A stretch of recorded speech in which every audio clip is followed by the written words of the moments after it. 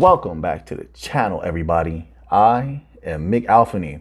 Time after time, we continue to hear these big companies talk about the trillions that will be moving through blockchain technology, through distributed ledger technology, via tokenization.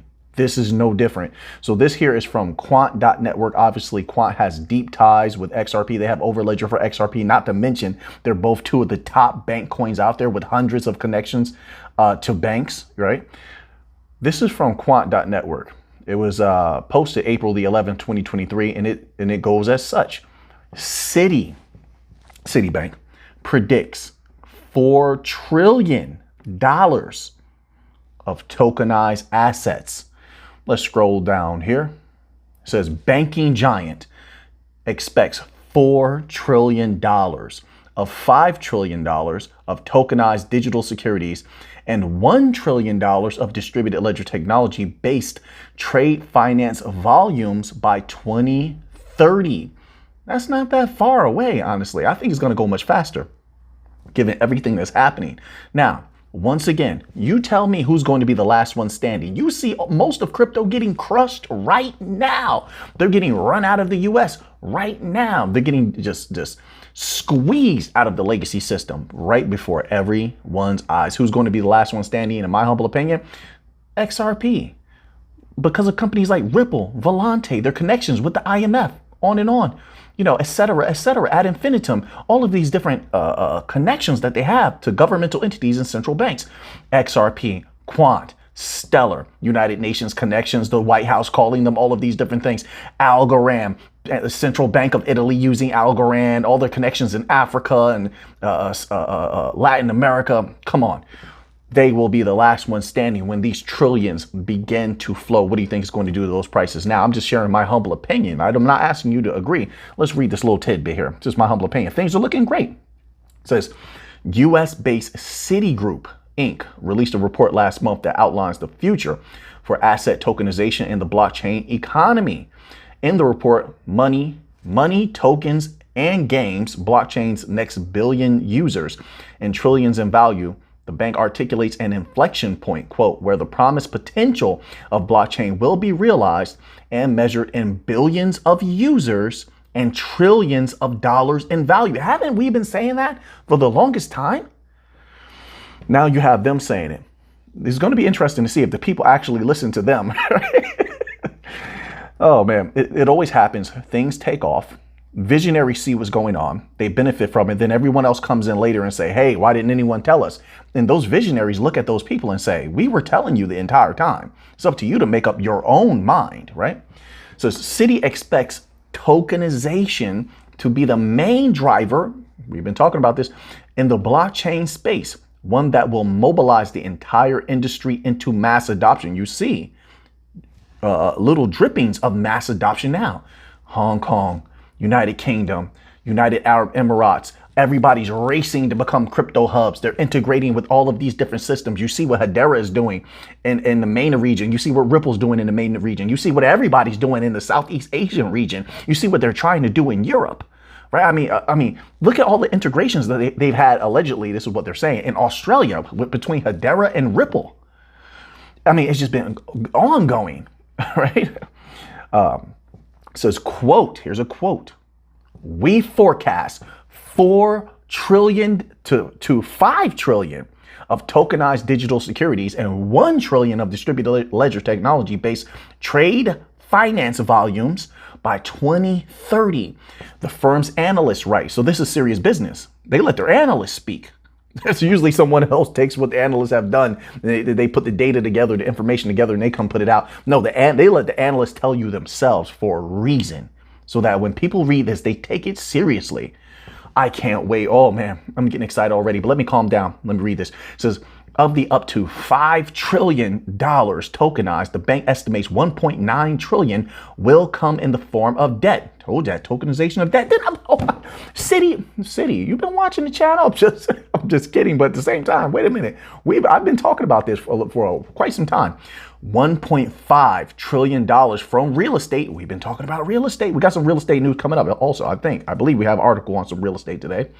0.7 trillion from private equity and venture capital, and between 0.5 to 1 trillion from securities. As you see, LCX is getting in deep on securities and things like that. All right, they're in prime position to be a major mover if they play their cards right. We have to keep up with the catalyst. All right, we'll see what they do. The future of money. Much of our focus at Quant is on new digital currencies and payment systems because we believe they hold enormous promise. Citi's report endorses this, stating that, quote, a key area where blockchain and DLT will make a significant impact is in digital money. We will move a lot of that money. I told you, we have the interoperability that they don't have. We shine everywhere that they don't. And on top of that, we don't need half of the control mechanisms that they do, making us more favorable to the people to use us outright. All those wallets and cards outright built on the XRPL, possibly built on Quant, but I think Quant would take more of a back seat to something like that. That'll be more like XRPL, Stellar, these bank to unbanked type coins and such like that. But the people will be more apt to use us than some government coin. We'll take the government money as well because we're going to glue all those CBDCs together. But at the same time, what I'm saying is we have everything they don't. We shine in every way that they do not. We are vastly superior. And we had an article in one of the last two videos that an expert actually told everyone. You saw it, right? They told everyone, oh, we're more advanced. Ooh, it's getting interesting, isn't it? All right, we're going to leave that here. All right. That was a powerful little article right there on quant.network. So now, then we have this. This was posted April the 11th, and it's from Monica Long. You know what's crazy? I was saying yesterday how they were quiet. I swear, are you Ripple Quant? Are you Citibank? Oh man, I know. Alphany, nobody's watching. Like, I don't know. They might be. I was saying the other day, when they get quiet, they usually will come out with a pretty significant announcement. This is Monica Long, one of our warriors, says this. We're excited to partner with the Central Bank of Montenegro as they explore practical applications of a CBDC or national stablecoin, looking into utility, efficiency, security, and most importantly, privacy of end users to address financial inclusions. Always know that when they do these things, they're definitely going to require liquidity. That's number one. They can only get that liquidity on the XRPL through XRP. The world is going to have liquidity issues. Look into that. We've been covering it for a long time. You can see that the world lacks liquidity, and as the dollar gets dumped and countries begin to use other currencies, obviously those other currencies aren't as liquid as the dollar is, and then the dollar in itself will be made less liquid. A lot of it is already just nonsense, and a lot of what the Fed holds and the money that they're able to issue gets locked up in all these different types of debts and such. So a lot of that is rendered illiquid as well. Do your own research and look into that. Don't just take my word for it. So there's going to be necessary liquidity problem in the future, in my humble opinion, just from those particular observations. You can tell me if you disagree, you have a different outlook, and you might be right, and I may be able to learn something from you. Let me know down in the comment section. So yeah, XRP is definitely in play on every level when it comes to moving great amounts of capital, providing liquidity. But when they release something like this, understand that they're still just giving you a little bit, even though this is great. They're giving you a little bit. But imagine when they come out with these massive announcements later on.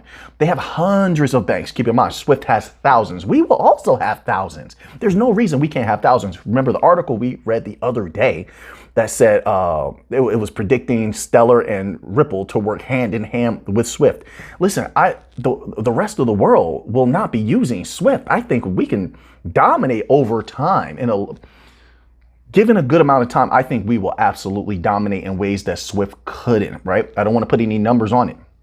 However, I think we are going to move a massive amount of capital. A lot of those banks that were using Swift will also or will exclusively use XRPL, Stellar, Algorand, the new financial system. That's my humble opinion. You can't get around it. They have so many banks in the Swift system, but they will not be able to directly interact with the rest of the world because the Brics Nations are saying, nope, they're doing a Stone Cold Steve Austin.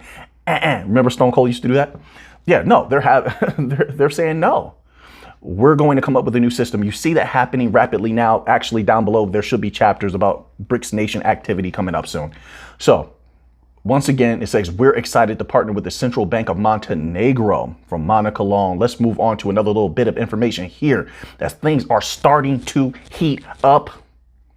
I'm trying not to go too far this video. I'm feeling fired up though. This is from Ripple's Twitter, and it says this: since 2018, hashtag Ubri has funded 45 plus university partnerships, supported 1,000 plus research projects to drive critical blockchain research and development around the globe. See how Ubri helps develop the next generation of global change makers. This is strategic. It's just like how Algorand is in the universities.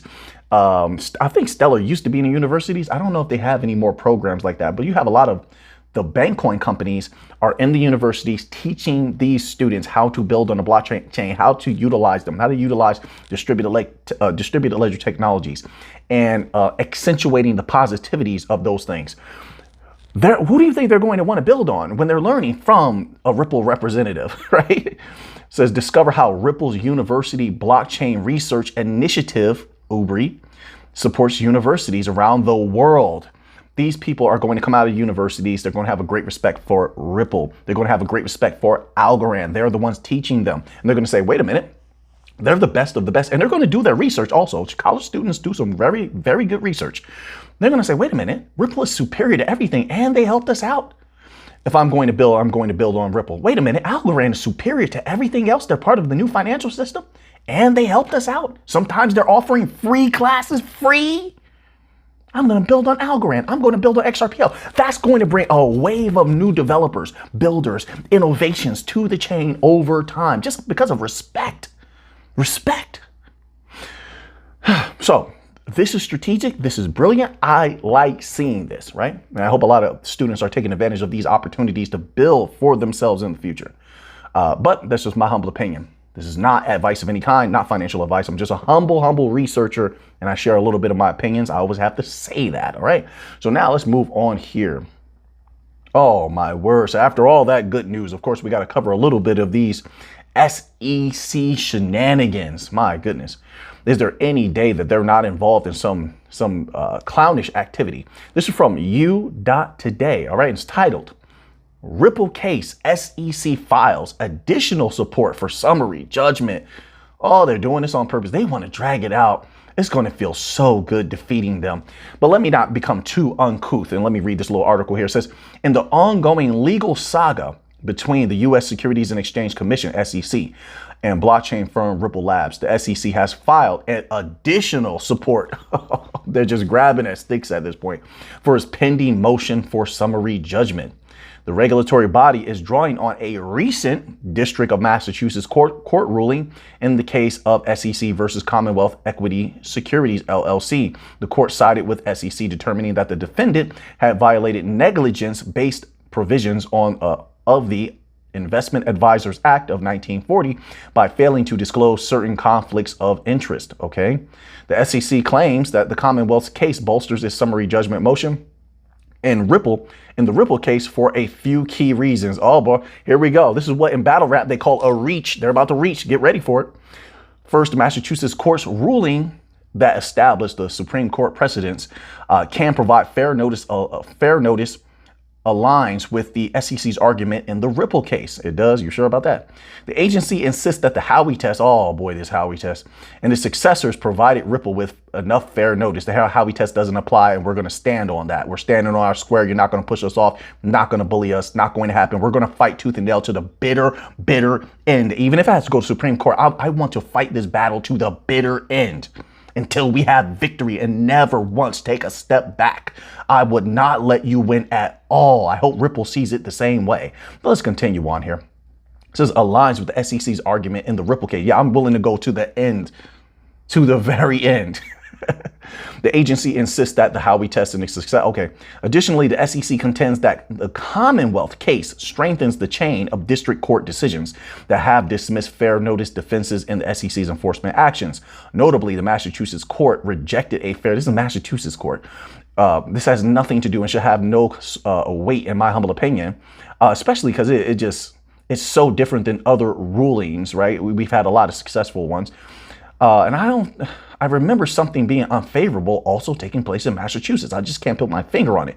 But anyway, it says Massachusetts court rejected a fair notice defense even when undisputed facts indicated that the SEC had been aware of the practices in question for over 20 years. So see, something is not right there. Let me read that again. Something's not right something's rotten in Denmark. It says, notably, the Massachusetts court rejected a fair notice defense even when undisputed facts indicated that the SEC had been aware of the practices in question for over 20 years. Something is not right with that, right?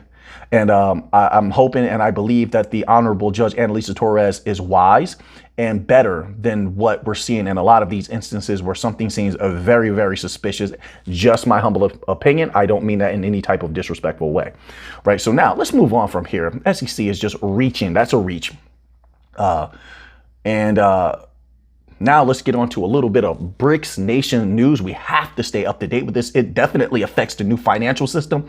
The crash of the old legacy system lends to the rise of the rapid rise of the new financial system and the potentiality, just my humble opinion, of the explosion of the new financial system in the price of everything that moves that capital back and forth, provides liquidity and act as an agnostic bridge currency. This is from dailyhodl.com.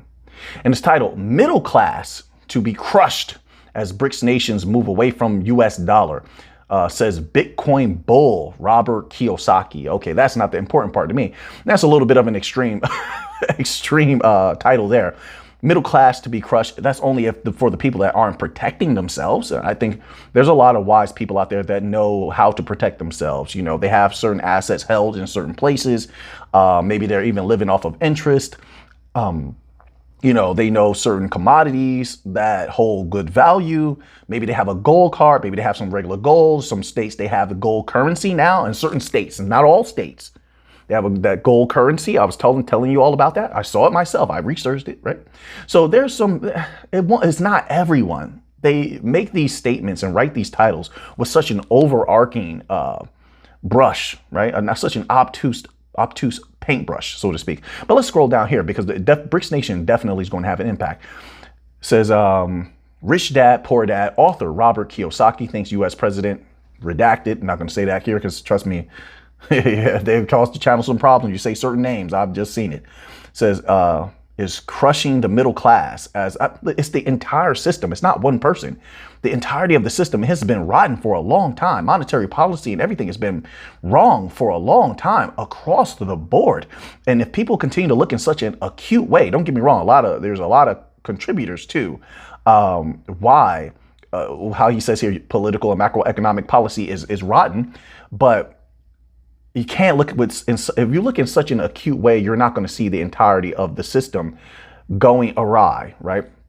And it is the entirety. Look at how the Fed comes up with monetary policy, how they enact it, how they change it, how they have not changed it. Look at the resolution of problems over the last 10 to 15 years. There hasn't been a resolution to the problems. They're putting in a Band-Aid on a bullet wound. So from the last financial crisis, there has been a lot of negatives that have lingered. Look at the overprinting of money and then the raising of interest rates so rapidly to sort of in a very bumbling way to try to fix or correct what was wrong, only to stimulate the downfall of a weak banking system that I've been telling people since I've gotten on this channel. The banking system is weak. I didn't mean any disrespect by that. I meant that's exactly what I'm seeing. Then you saw the collapses happen as of recent, right?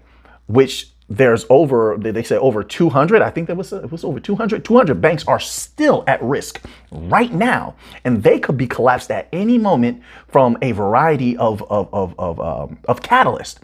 Okay, so what I just showed there is there's an entire web, entire house of cards that has been built up. So I don't say look at these things in such a narrow, with such narrow vision. But I want to get on to the Brics Nation aspect here. Let's see if we can scroll down here. It says BRICS is an economic alliance that stands for the countries of Brazil, Russia, India, China, and South Africa. So many countries have signed up. It's unbelievable, but check that out for yourself. You'll just a little Google search, you'll see the countries that are signed up. It's unbelievable.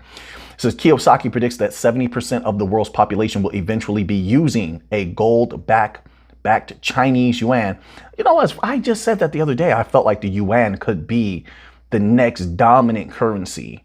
Of course, but I also said that I believe it's only a placeholder. It would only be a placeholder until they come out with that common digital currency. And we don't know what that's going to be just yet. The BRICS currency, or whatever they're going to call it, says as their main currency via the BRICS alliance, which he thinks will make the US dollar toast. It definitely will greatly diminish the dollar.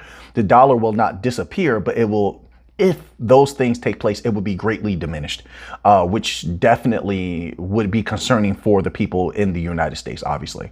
So last month, the author predicted that the US is headed for an economic recession. We're in deflation. We've been in deceleration already. Recession? Come on now. We're in what's a light depression. How do you gloss over the massive amount of layoffs? The massive amount of layoffs. Banks getting crushed. Businesses are leaving the U.S., going elsewhere. Many millionaires and successful people are leaving the U.S. and going elsewhere. What's occurring now, and it can be corrected. It can be. There's methods to correcting this, or at least lessening the impact. We're not going to go over that here, right?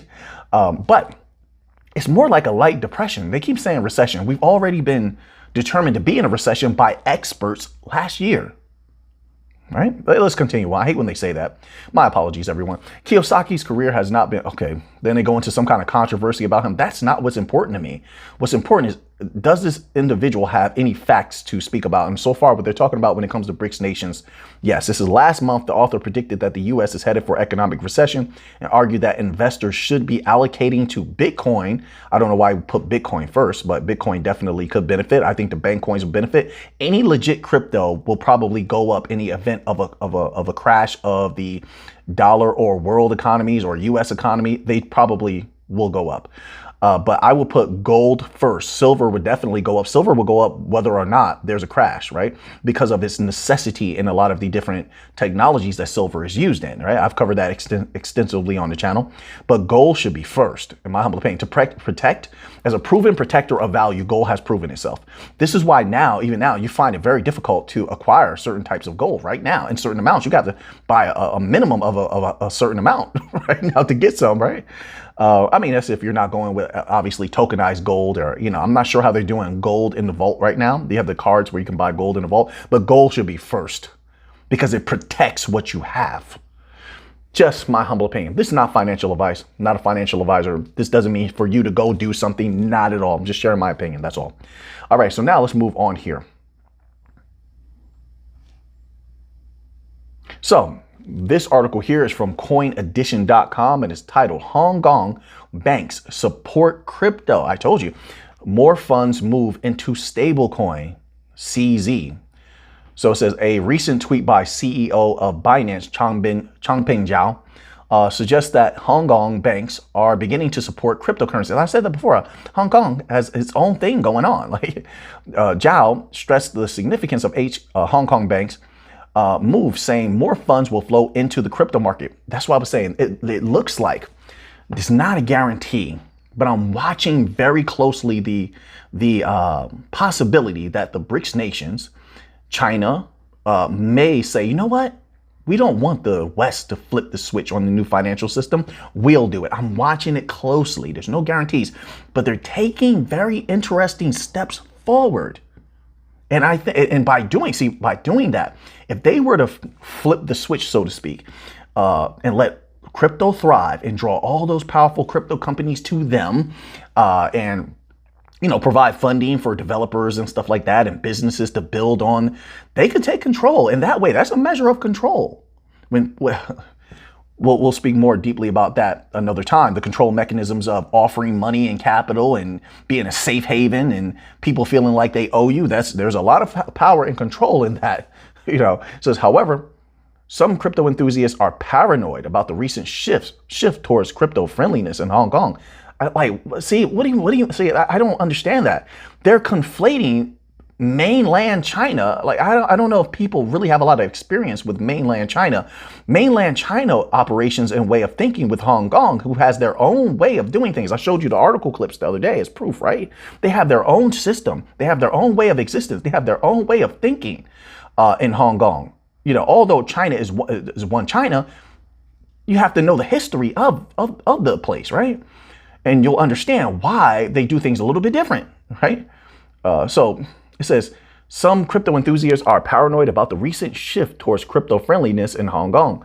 They believe it could be a trap set by the Chinese government to attract crypto businesses, only to later crack down on them with full force. Sure. I mean, look, I could take a more pessimistic route with it as well. I'm just staying balanced.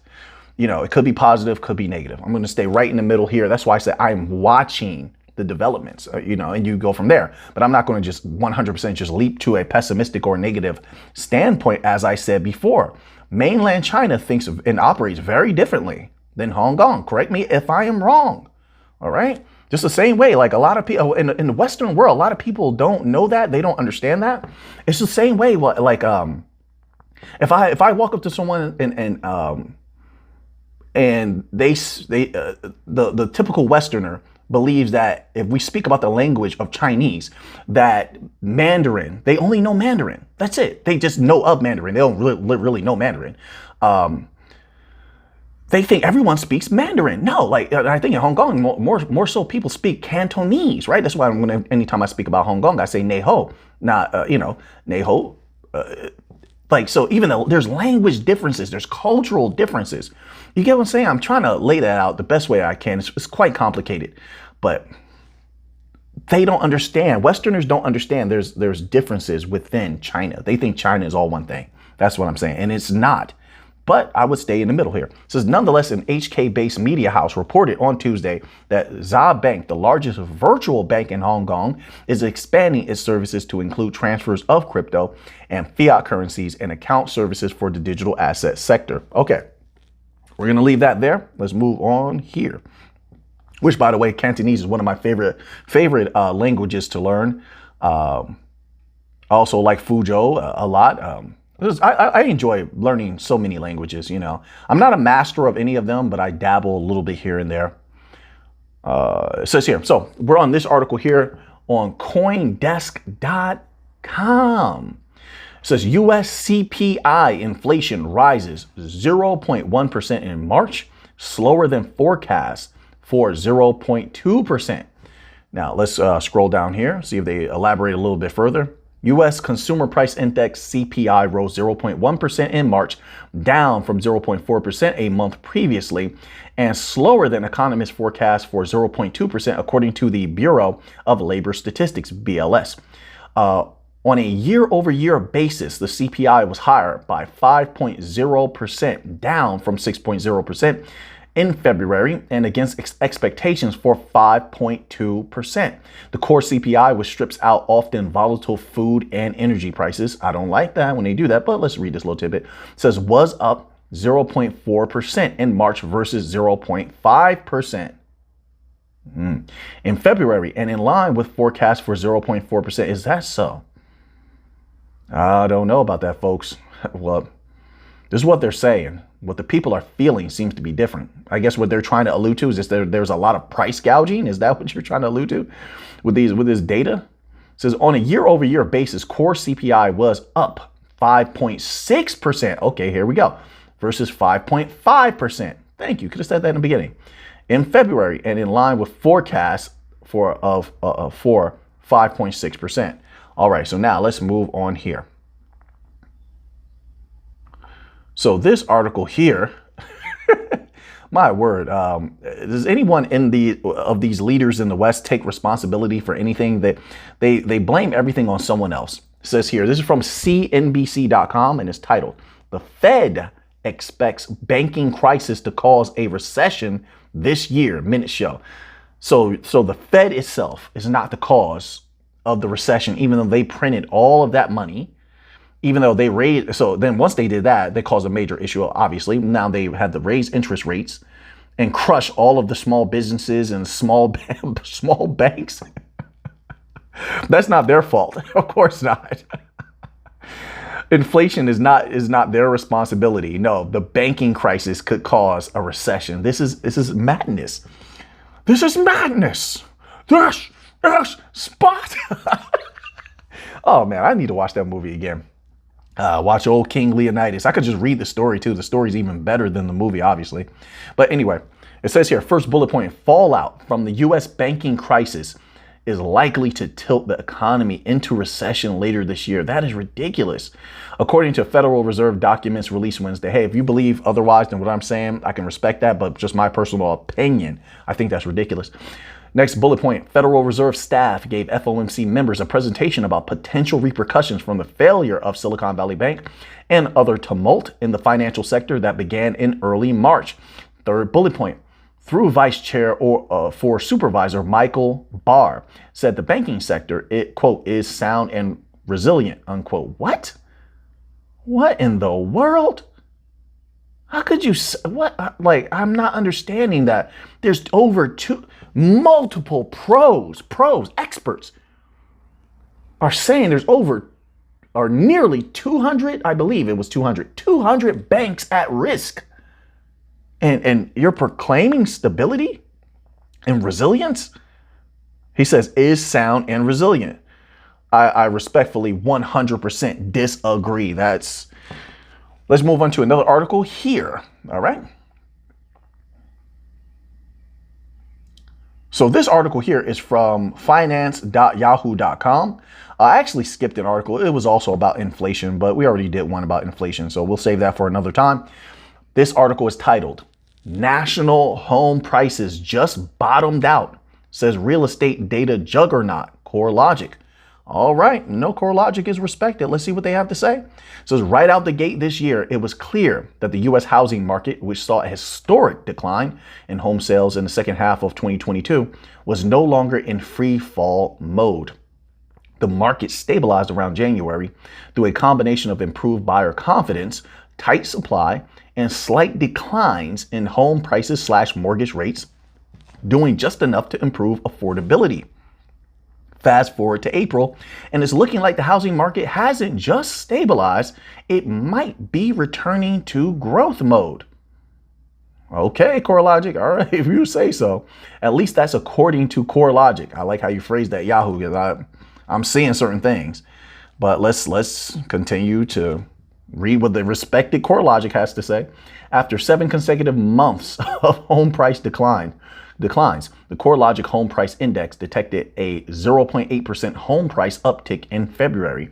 Case-Shiller, the gold standard for home price readings, won't report its February reading until April 25th. So now we have a date to add to the calendar. However, CoreLogic doesn't feel obligated to wait for the Case-Shiller reading. What? Why? The Irvine, California-based real estate data firm is ready to call the national home price bottom.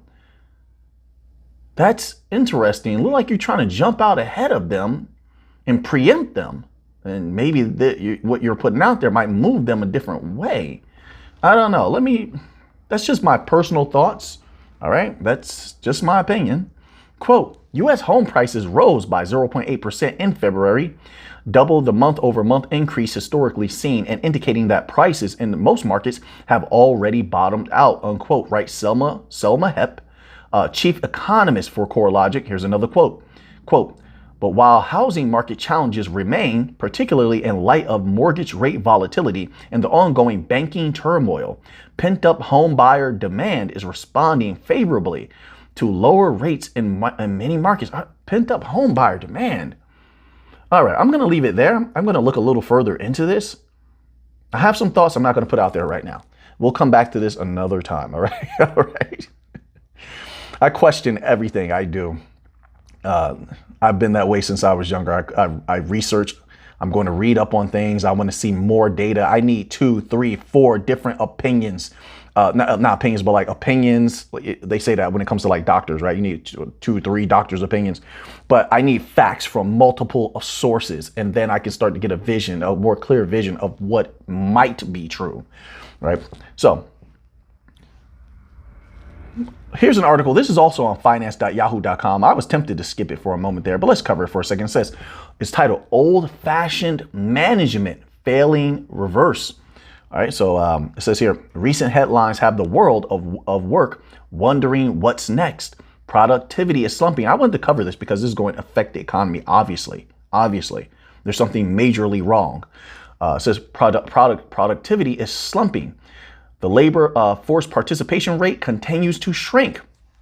And workers are, quote, quiet quitting. This is still going on en masse, unquote, in droves. Yet clients, customers, and shareholders still expect extraordinary service, lightning fast response times, and financial returns.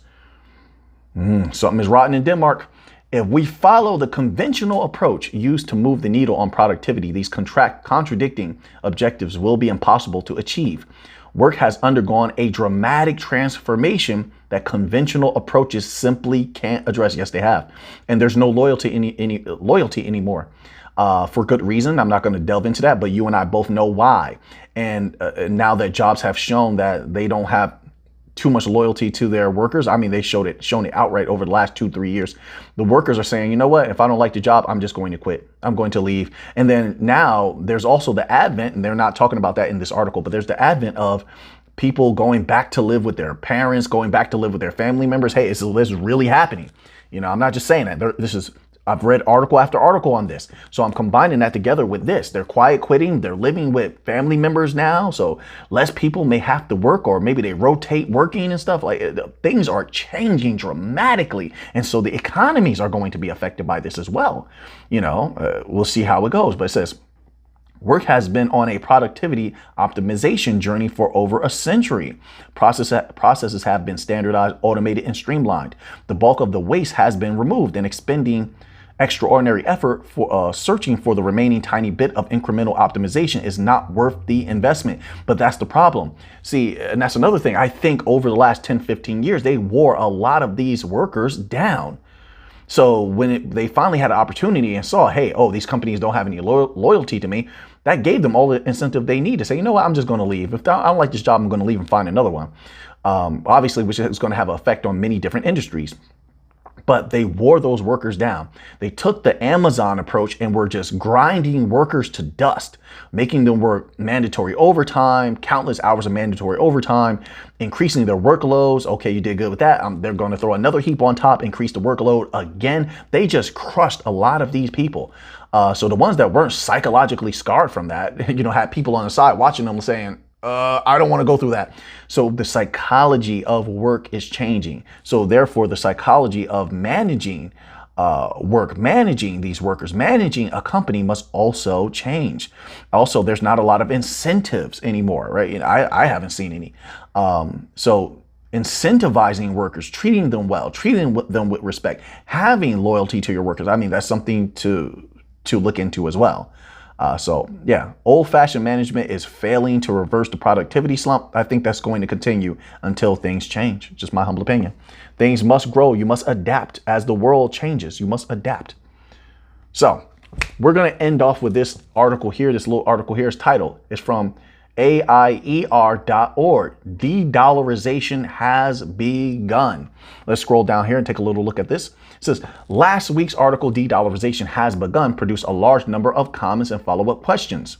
Enough, in fact, that it feels unnecessary to address the most common of them in a follow-up piece. Number one, is the reduction in use or a complete abandonment of the dollar as a global reserve currency something I should be worried about? Someone said, they responded and said, almost certainly not. What? A few points need to be made here, it says. First, barring a truly extraordinary event or series of developments, a scenario in which the dollar is no longer used. That's not what they're saying. But they're asking you about if the dollar is greatly diminished. If the dollar is not being utilized in the majority of places that is being utilized now, and the dollar is dumped everywhere, and its value is greatly diminished. Meanwhile, the United States is getting most of its items and everything that it needs from other countries. You don't think that hyperinflation would be something that the people need to worry about? Hyperinflation, when they're already struggling with what they, they're saying, oh, some sources saying it's inflation. Some sources are saying, oh, they're price gouging. The people can't decide what they want to believe. But they're worried about inflation now. You don't think they'd be worried about hyperinflation? It says the size and breadth of the U.S. economy. Wow. I have to disagree with you there. And I mean no disrespect, but that seems a little bit of an arrogant statement there, considering you're going against more than half of the world when you take into account how many are signing up to utilize, to become a member of the Brics Nations. It says, and our vast trading relationships, virtually assured trading relationships, most of your products you get in the West are from China, Brazil. I don't need to go further than that. They are members of the Brics Nations. That in China, U.S. is always alluding to it being hostile. Then look at the dealings that's going on in Taiwan. Look at what's happening in Taiwan. So I don't know how you just rest on our vast trading relationships. Then India. Look at me. I mean, I don't understand this. There is a veil over the eyes of many. And I'm not saying that it's a guarantee that the dollar is going to be greatly diminished. But if you're looking at the facts, the dollar isn't as precarious and dangerous of a position that it has ever been before. And no one wants to have a weapon pointed at them, and the dollar has been a weapon for a long time. That's all I'm saying. So now that you have that information, what are you going to do with it? I know what I'm going to do with it. So until next time, let's get to the money.